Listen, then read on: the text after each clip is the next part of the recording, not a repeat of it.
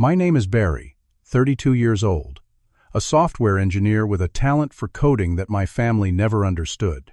Sitting at the Thanksgiving table, I endured my sister Stephanie's smirk as she asked, "Still playing with computers?" Mom sighed, patting my hand. "At least it keeps him busy." I continued eating quietly, hiding the truth of my life. Suddenly, Dad's phone exploded with notifications, his eyes widening at the screen. Before we continue, let me know where you're watching from in the comments below. Hit that like button and subscribe to hear how my family's perception changed forever that night. Growing up in suburban Philadelphia, I was always the odd one out in my family.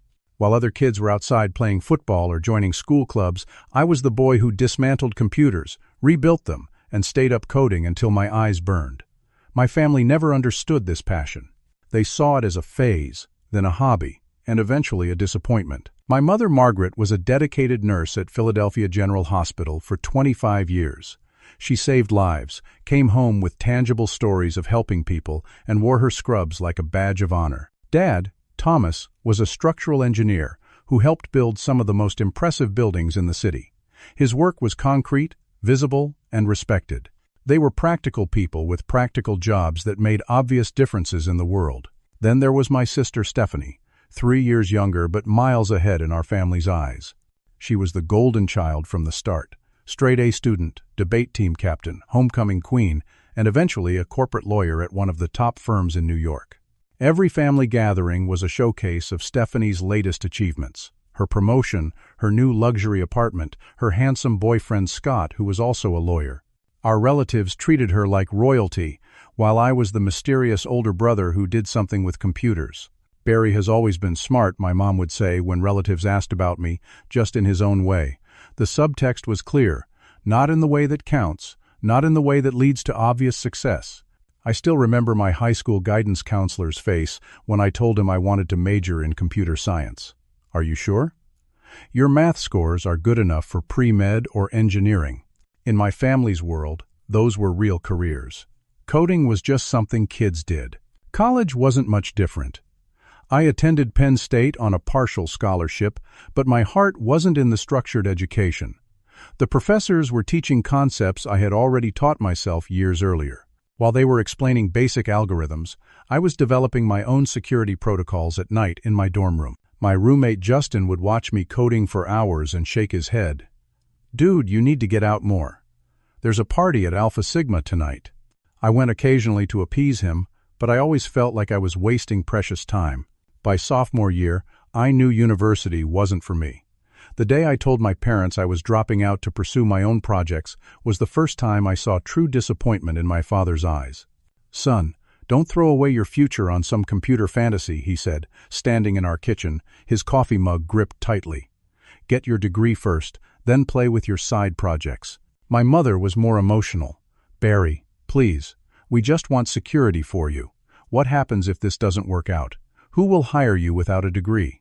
I tried to explain my vision for a new security platform that could revolutionize how companies protected their data, but their eyes glazed over. Technical terms were foreign language to them.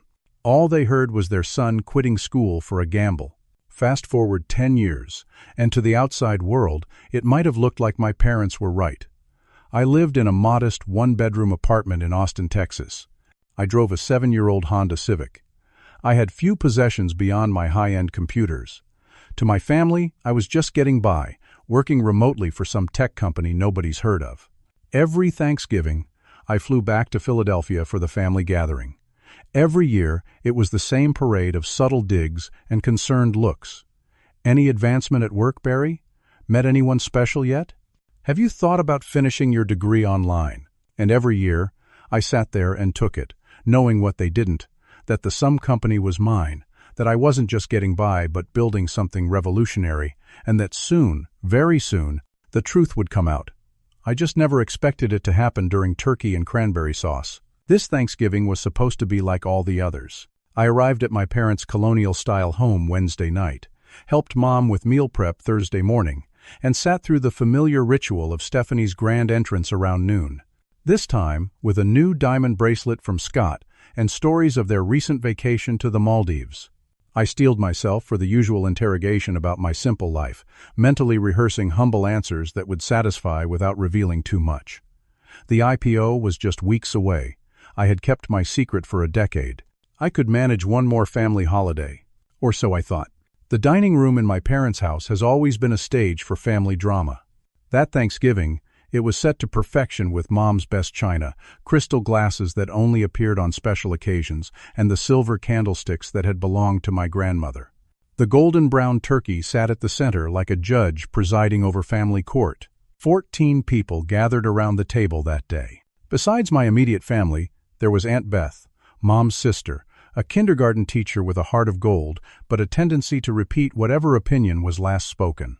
Uncle Richard, Dad's older brother, a retired bank manager who measured success exclusively in dollars and square footage.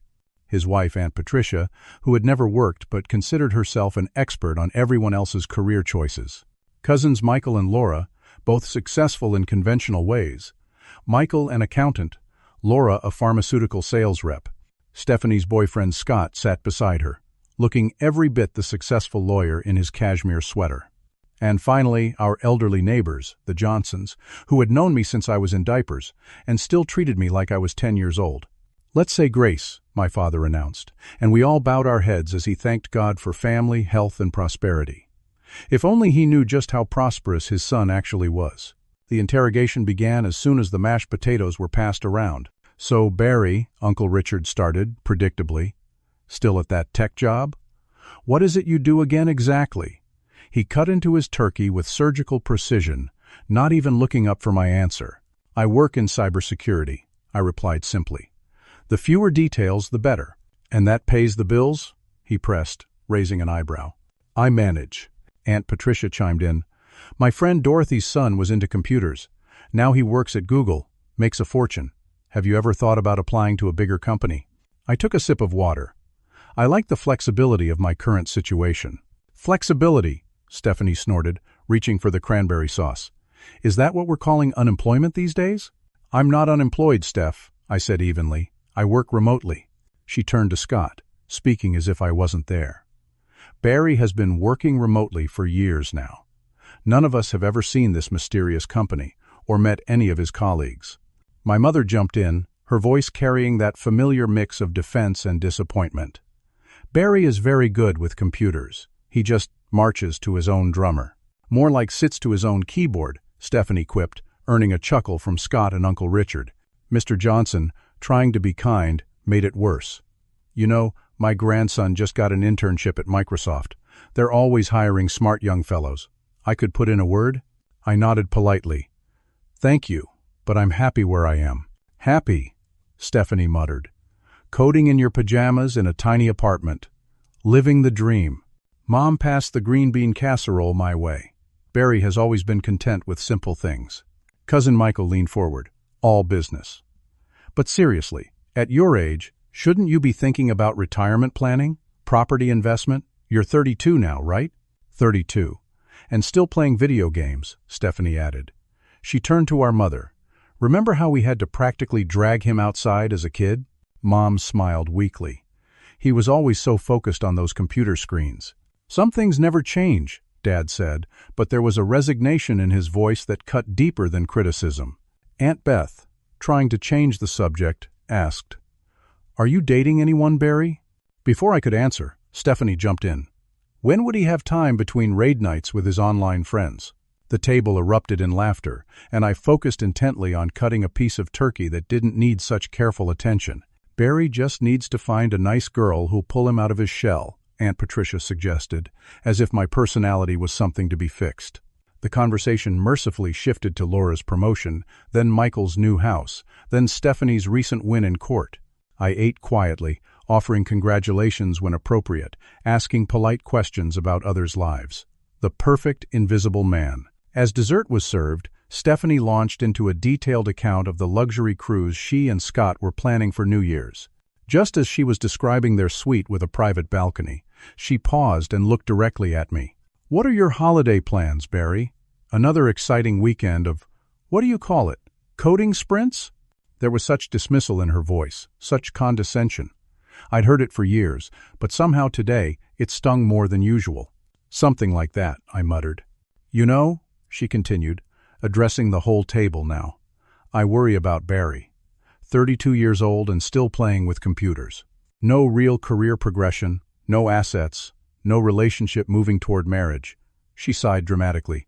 "I just want him to grow up and live in the real world with the rest of us." Mom placed her hand over mine, a gesture that was both protective and pitying. "Barry is very good at what he does, and at least it keeps him busy." That was the moment, the exact moment, when I felt both the deepest hurt and the strangest anticipation.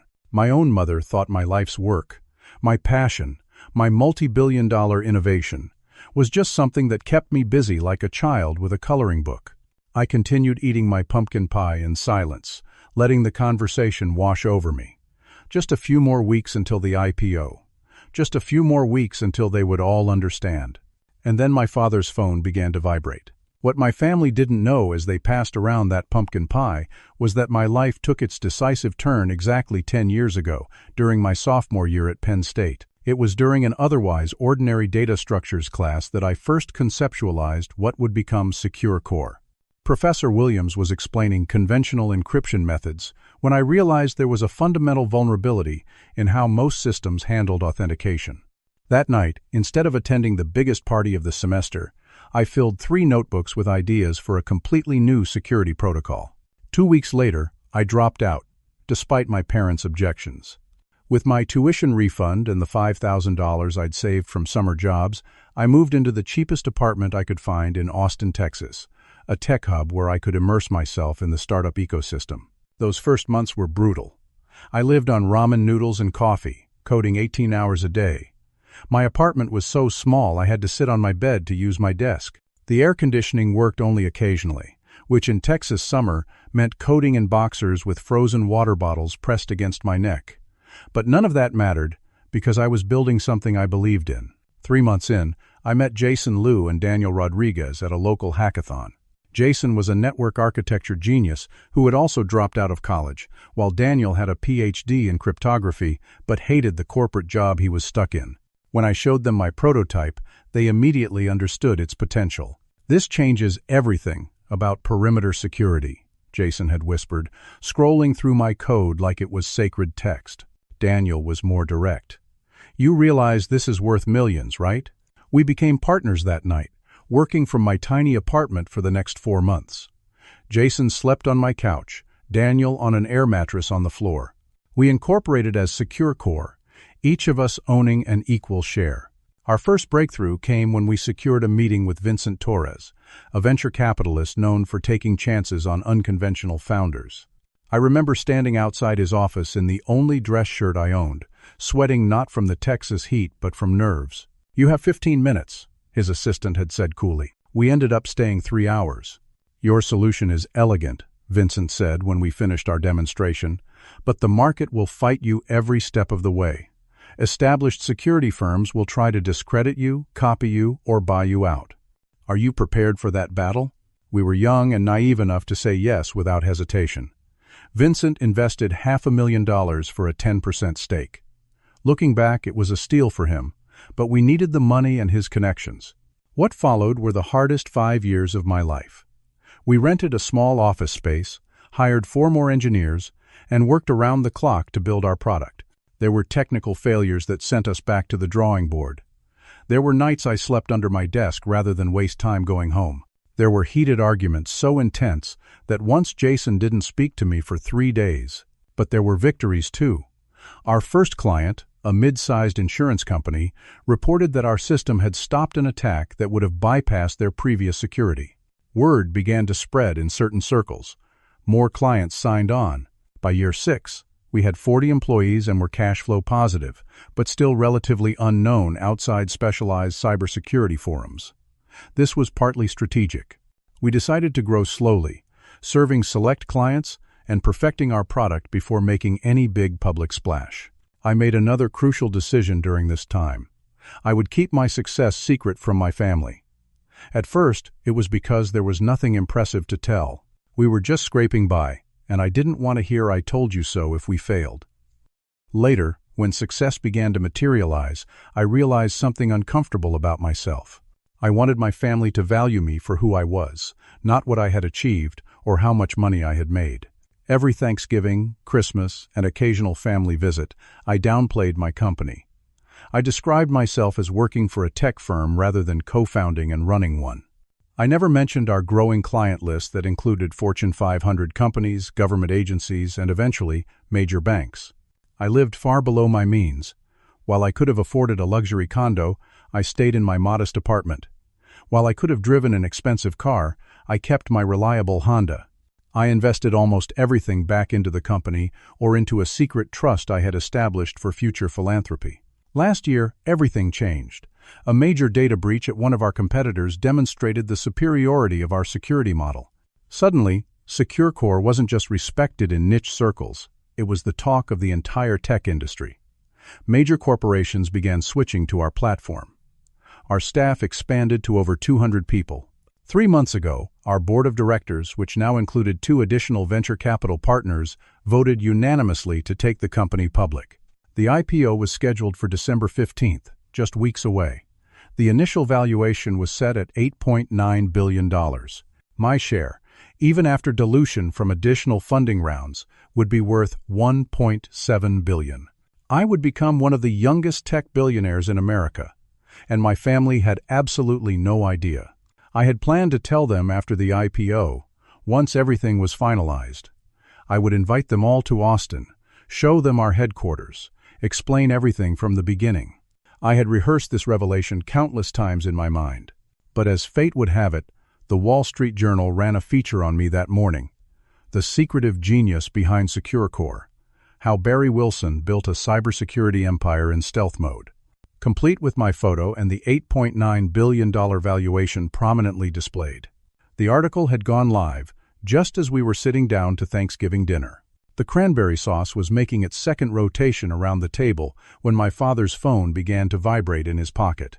He normally never checked his phone during family meals. It was one of his strict rules. But after the third consecutive buzz, he frowned and pulled it out. "Sorry," he murmured, glancing down at the screen. "Might be work." I watched his expression change as he unlocked his phone. His eyebrows furrowed, then shot up. His mouth opened slightly. He looked at the screen, then at me, then back at the screen. "Thomas, put that away," my mother scolded gently. "You know the rules about phones at dinner." "Margaret," my father said slowly, his voice strangely tight, "I think you need to see this." He handed his phone to my mother, whose reading glasses were hanging on a chain around her neck. She put them on, squinted at the screen, then gasped audibly. "What is it?" Stephanie demanded, already reaching for the phone. "Is everything okay?" My stomach tightened.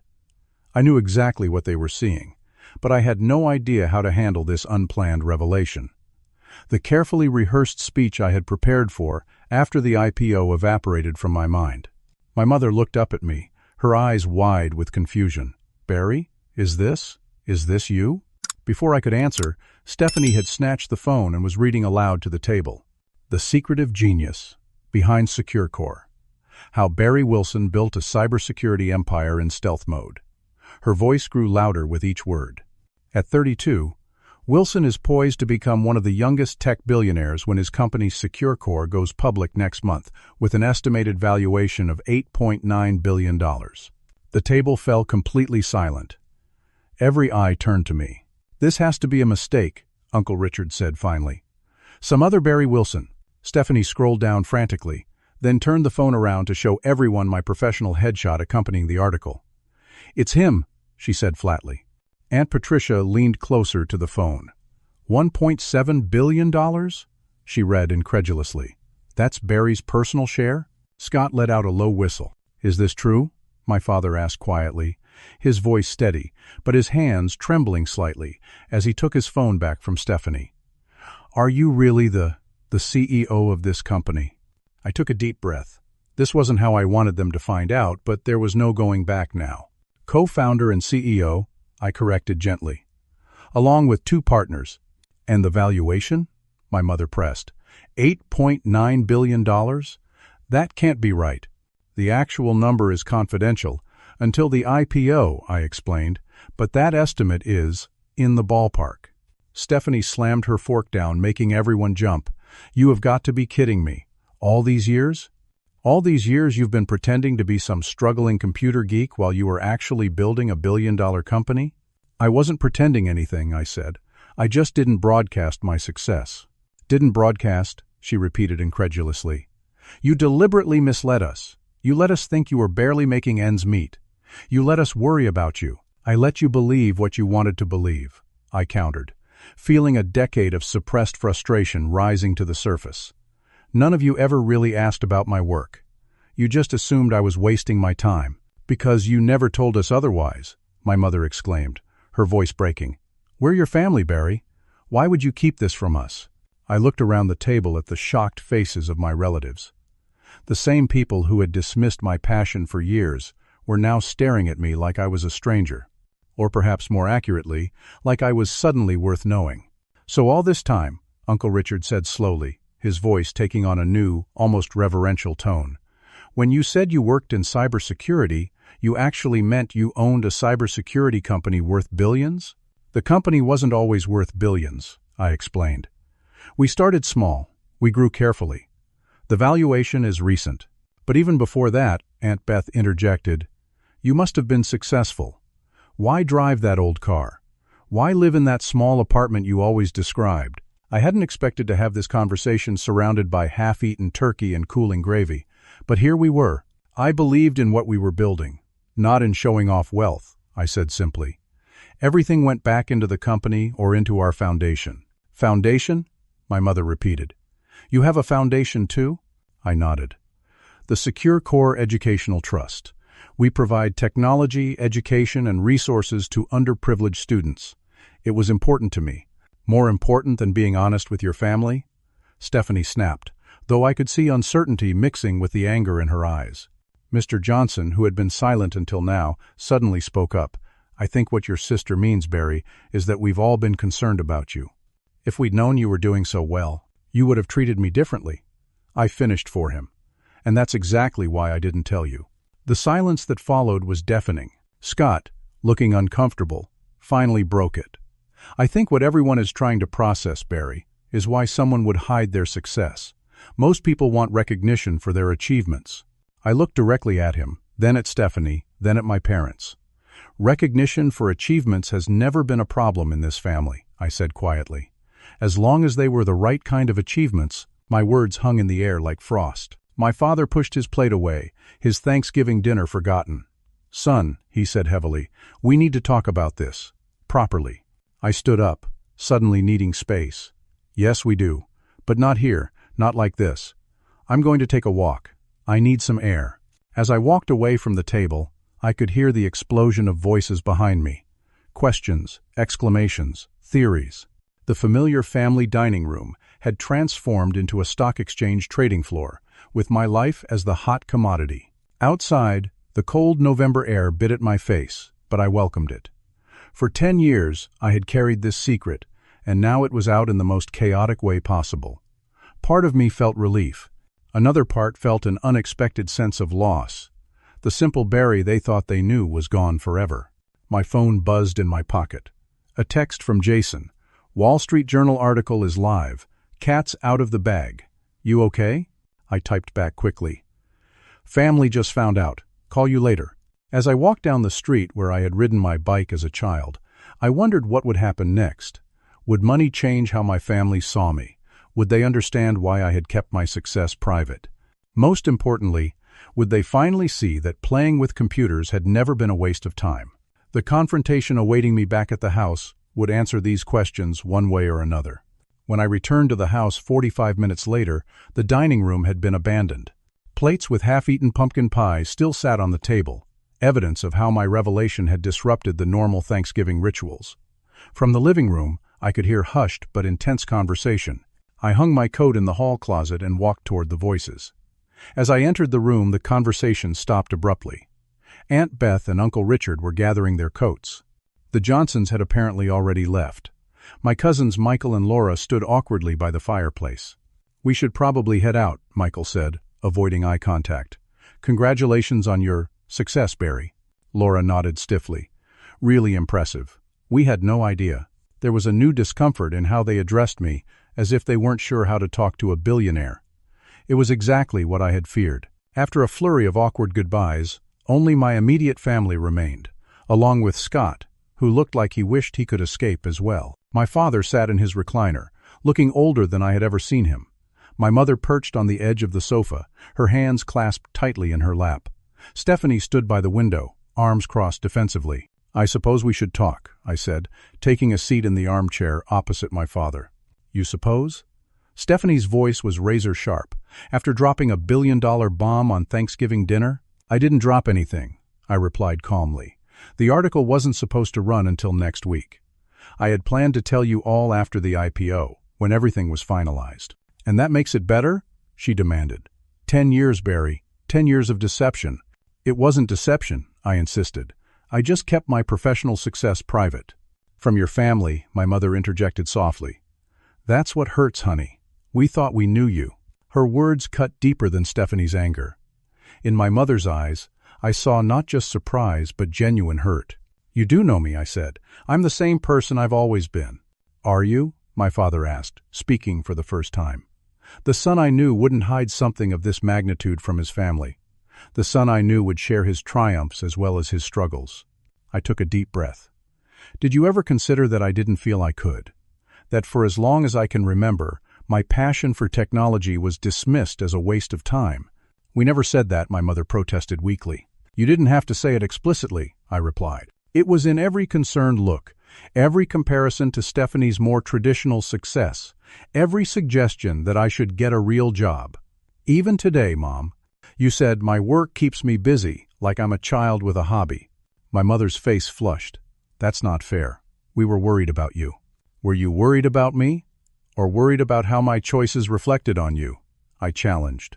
"That's a horrible thing to say," Stephanie cut in. "Our parents have supported you your entire life."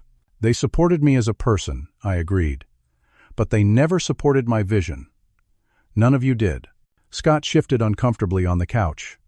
"I think I should give your family some privacy," he murmured to Stephanie. "No, stay," I said. "You're practically family now, and frankly, you've been part of the dynamic. All those jokes about me playing with computers at past family gatherings?" You laughed right along. Scott had the grace to look embarrassed. My father leaned forward in his chair. "Barry, you have to understand our perspective. You dropped out of college. You moved across the country. You lived in a tiny apartment and drove an old car. Everything you told us indicated you were just getting by.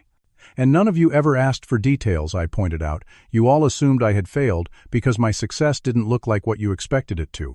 "So this is our fault?" Stephanie's voice rose. "You lied to us for a decade, and somehow we're to blame?" "I didn't lie," I insisted.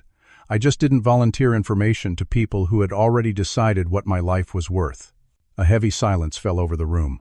My father stared at his hands. My mother dabbed at her eyes with a tissue. After what seemed like an eternity, Aunt Beth emerged from the kitchen where she had apparently been helping with cleanup. I hadn't realized she was still there. "You know," she said quietly, "I think I understand a little of what Barry might have felt." All eyes turned to her in surprise.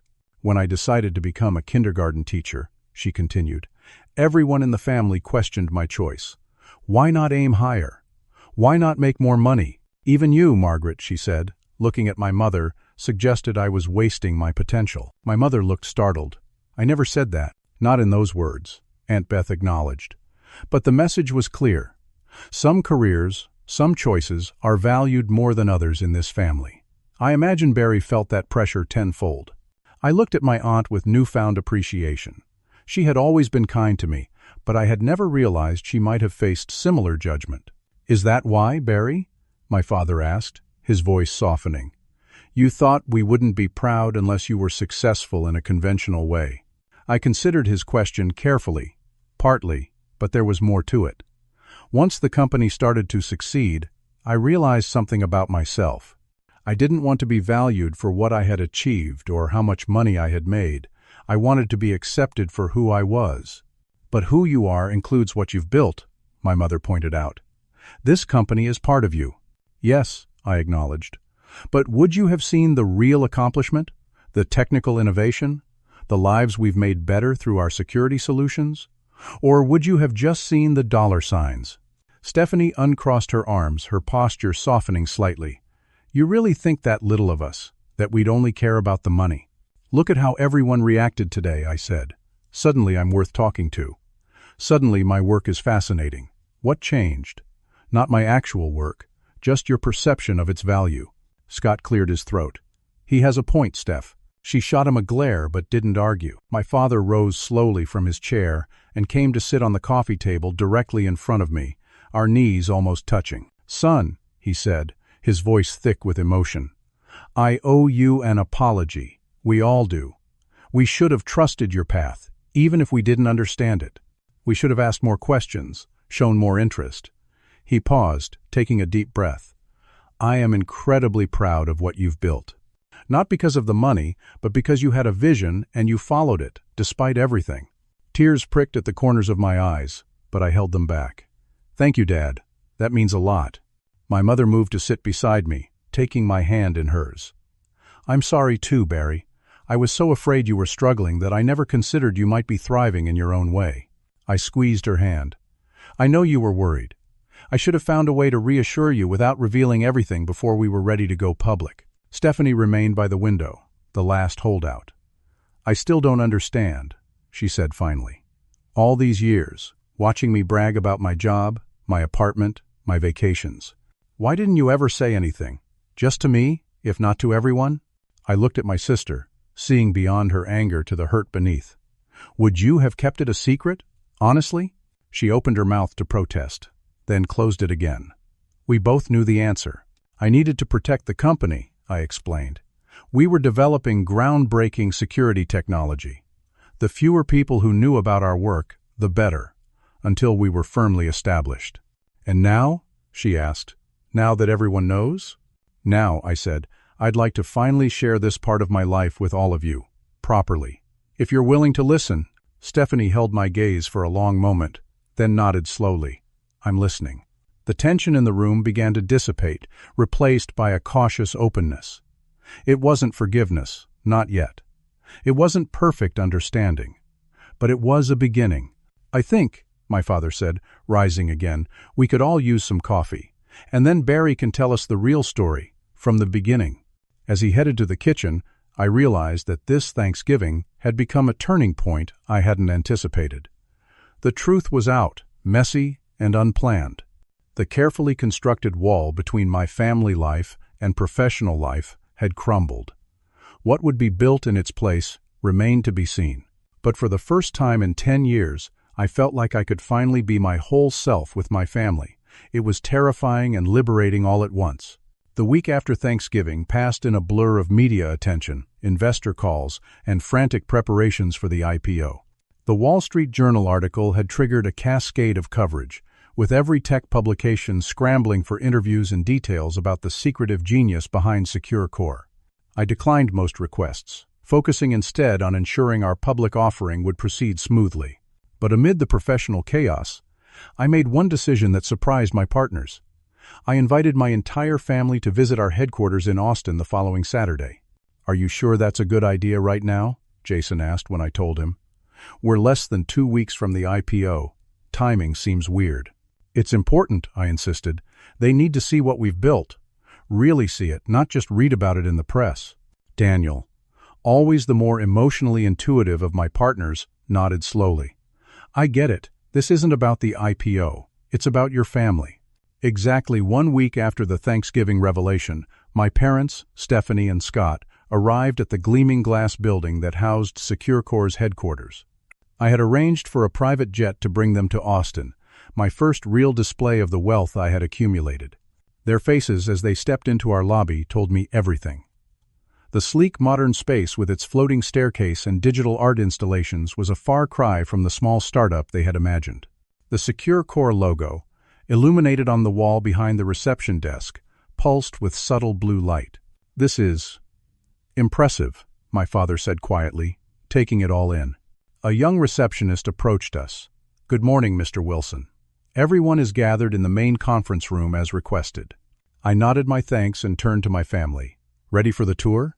As we walked through the building, I explained each department's function. The development floor, where 60 engineers worked on our core platform. The Client Services Division, which provided 24/7 support to companies around the world. The Research Lab, where we tested new security protocols against emerging threats. "How many employees do you have now?" my mother asked, watching people hurry past with purpose. 217 in this building, I answered. Another 83 working remotely around the world. 300 people, she breathed. "And you manage them all?" "With Jason and Daniel," I corrected. Speaking of whom, we had reached the main conference room, where my partners waited along with our executive team. After introductions, I invited everyone to be seated. "I've asked you all here today because I want you to understand what SecureCore really is," I began. "Not the valuation, not the IPO, but our mission and impact." I nodded to our technical director, who dimmed the lights and started a presentation.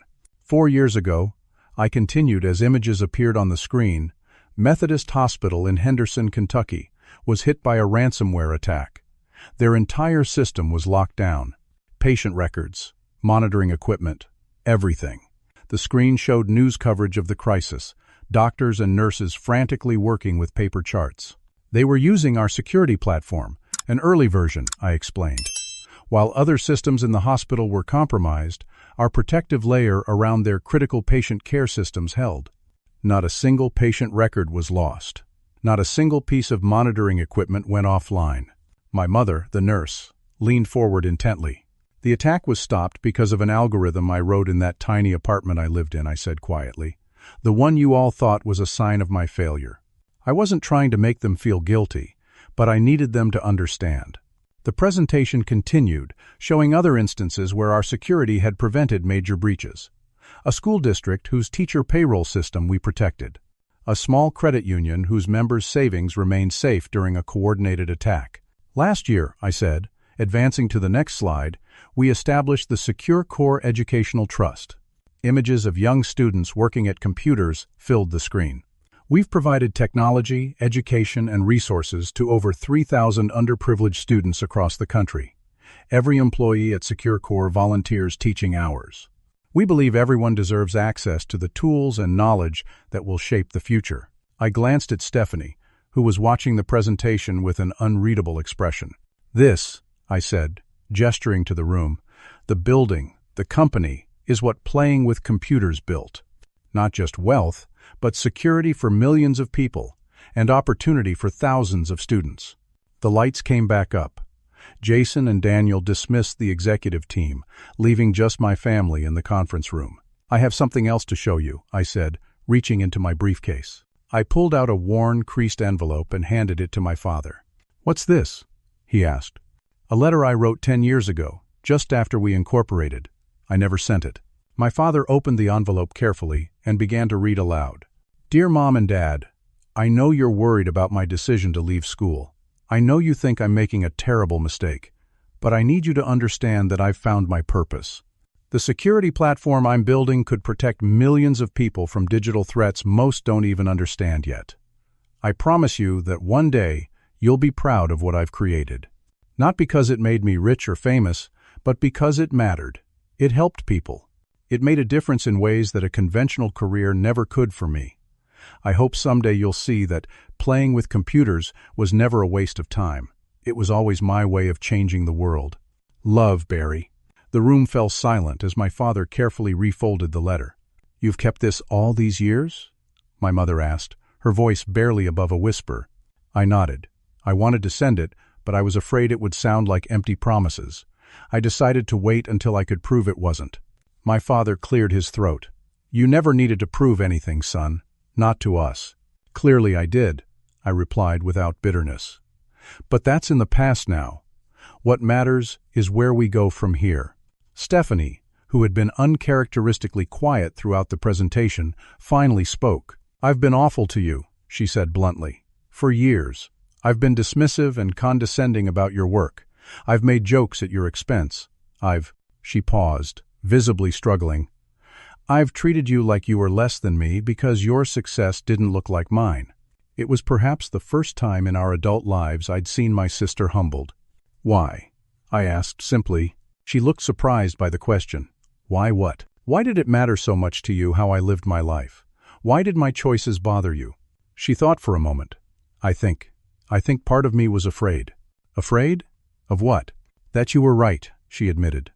That there was another path to success that didn't involve the sacrifices I was making.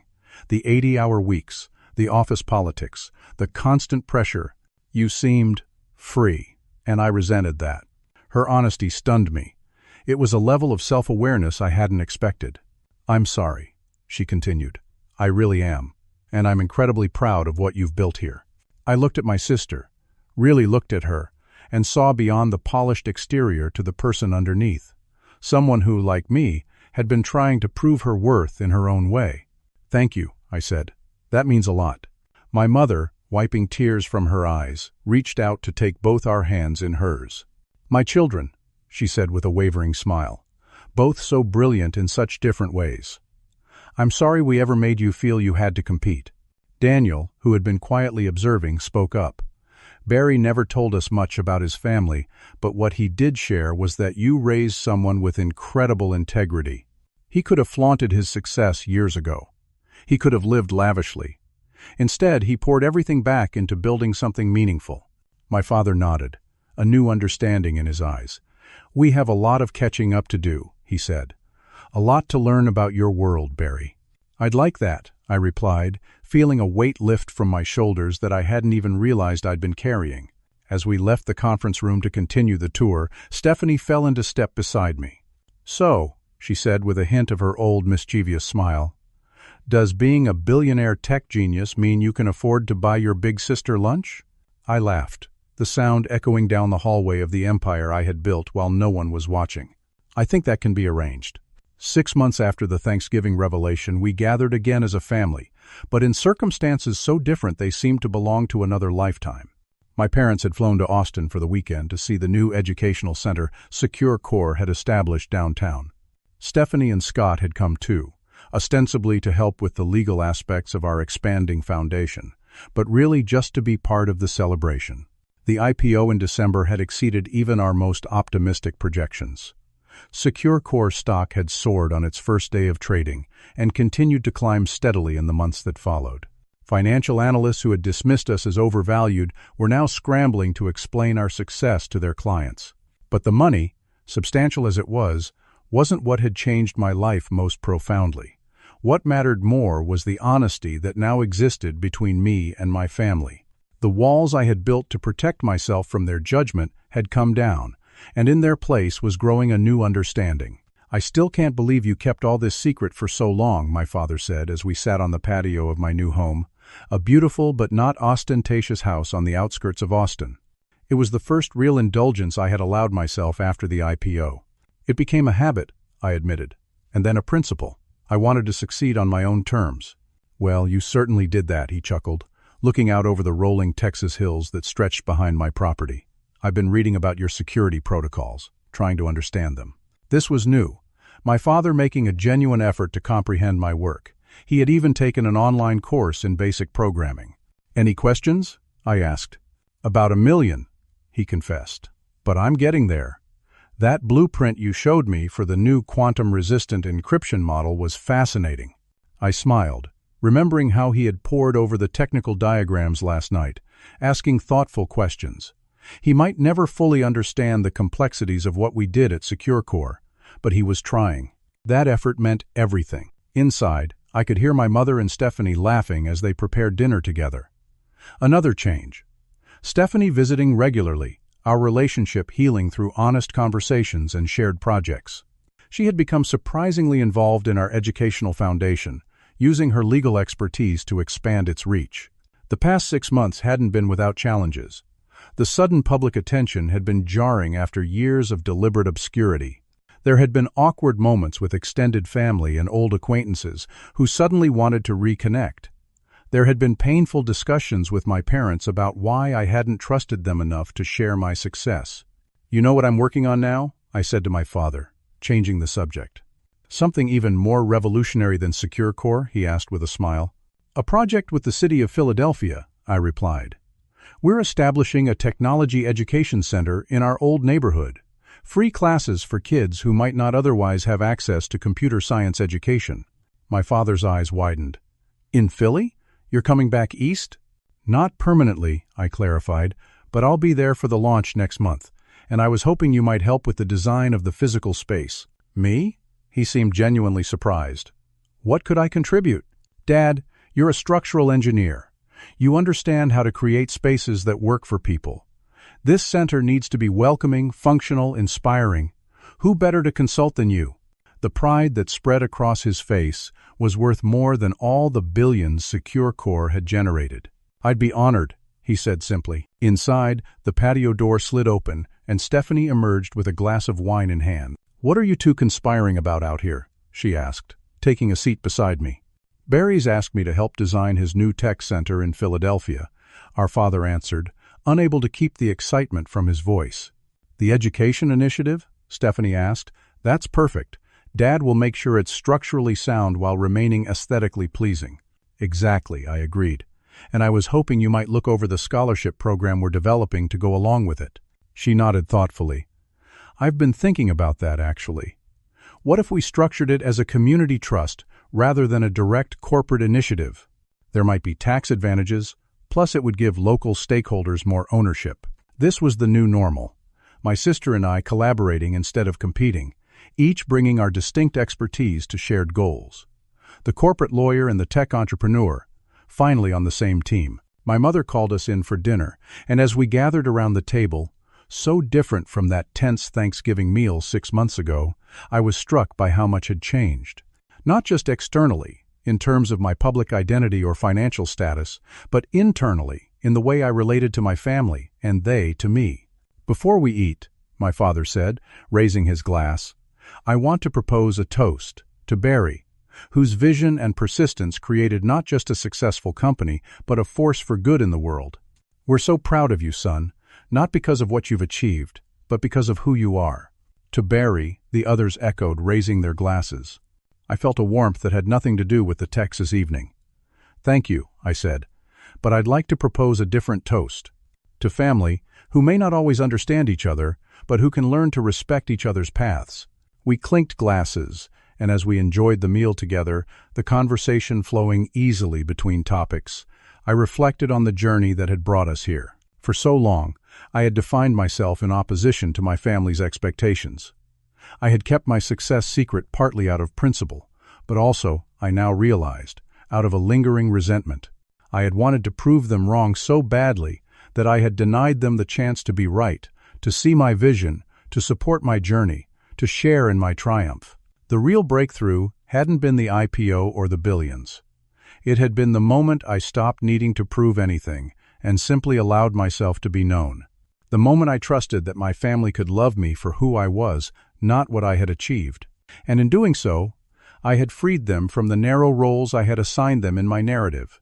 The disapproving father, the worried mother, the judgmental sister. I had given them the chance to grow beyond my perception of them, just as I had grown beyond theirs of me. True success, I had discovered, wasn't measured in stock valuations or media coverage.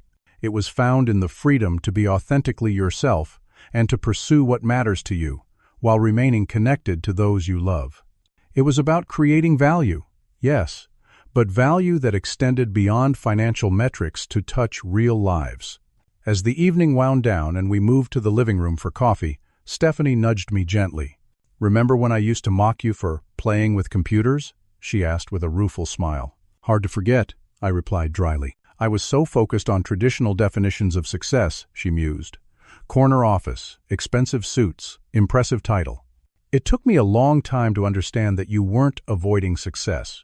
You were redefining it." Her insight surprised me. "That's exactly it," I agreed. I never wanted to reject success. I just needed to pursue it on my own terms, in a way that aligned with my values and vision. "Well, I've learned my lesson," she laughed. "My 4-year-old nephew is showing interest in computers. Instead of pushing him toward T-ball, I bought him his first coding game." "Stephanie Wilson, tech advocate," I teased. "Never thought I'd see the day." "People change," she said simply, "when they're willing to learn from their mistakes." As the evening came to a close, and my family prepared to return to their hotel, my mother pulled me into a tight embrace. "I'm sorry we ever made you feel your passion wasn't valuable," she whispered. "I was so afraid you were limiting your future, when you were actually expanding possibilities for so many people." "It's okay, Mom," I assured her. We all did the best we could with what we understood at the time. After they left, I stood in my quiet house, reflecting on the strange and winding path that had led me here. From the little boy obsessed with computer parts, to the billionaire CEO, from the family outsider, to being embraced for exactly who I was. I still played with computers. I always would. But now, that phrase had lost its sting. It had been reclaimed as a badge of honor, a description of the joyful pursuit that had allowed me to change the world in my own way. And in the end, that joy, the pure, unadulterated pleasure of building, creating, solving problems that mattered, was what I had protected all along. Not my ego, not my pride, but my right to find meaning in work that spoke to my soul. That was the legacy I hope to share through our educational initiatives, that success comes not from conforming to others' expectations, but from having the courage to follow your unique vision, even when those closest to you don't yet understand it. I am still playing with computers, and I always will be. Because sometimes what looks like play to others is actually the most serious, meaningful work you can do. It's just a matter of perspective. What's your perspective? Have you ever had your passion dismissed by people who didn't understand its value? How did you stay true to your vision despite doubt from others? Comment below with your experience, and don't forget to like and subscribe if this story resonated with you. Remember, your unique path matters, even when others can't see where it's leading. Thank you for listening, and until next time, keep following your own definition of success.